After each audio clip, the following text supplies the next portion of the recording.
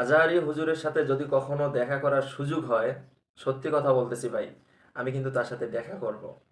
বাংলাদেশে তিনি আসার পর 2টি জেলার মধ্যে তিনি কিন্তু ওয়াজ মাহফিল করেছেন।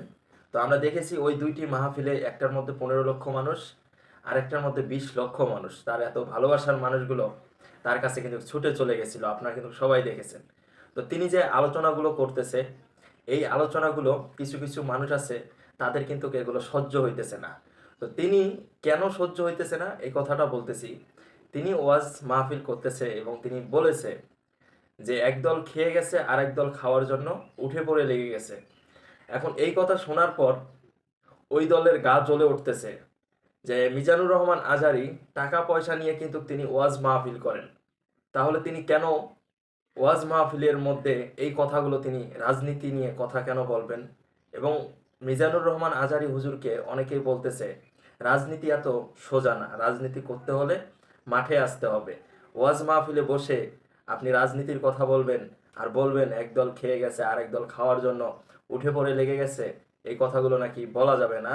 তো মিজানুর রহমান আজহারী তিনি বলেছেন যে আমরা এই আমরা যা কিছু করতে চাই সব কিছু যাতে কোরআন থেকে হয়, তার কথা হচ্ছে তার কথা হচ্ছে এটা। আর একদল যে বলতেছে তারা তো বিভিন্ন ধরনের কথাবার্তা বলতেছে মিজানুর রহমান আজহারীকে নিয়ে।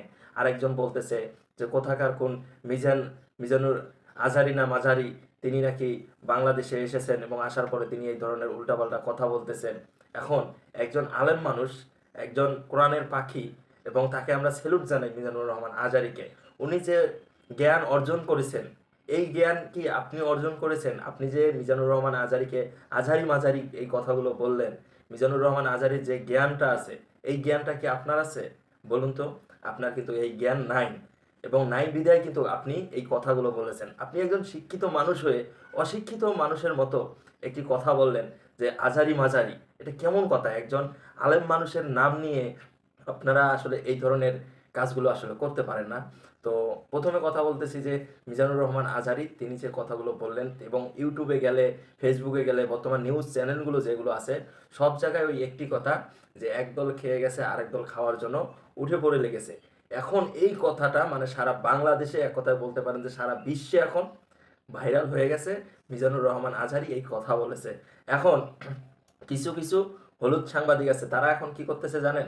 তারা এখনো বিভিন্ন মানুষের কাছে যাচ্ছে এবং মানুষের কাছে গিয়ে জিজ্ঞেস করতেছে যে মিজানুর রহমান আজহারী তিনি যে ওয়াজের মাহফিলে এই কথাটি বলেছে, এবং এই যে তারা যে বলেছে মিজানুর রহমান আজহারী যে একদল খেয়ে গেছে আরেক দল খাওয়ার জন্য উঠে পড়ে লেগেছে, এই নিয়ে আপনাদের মতামত কি?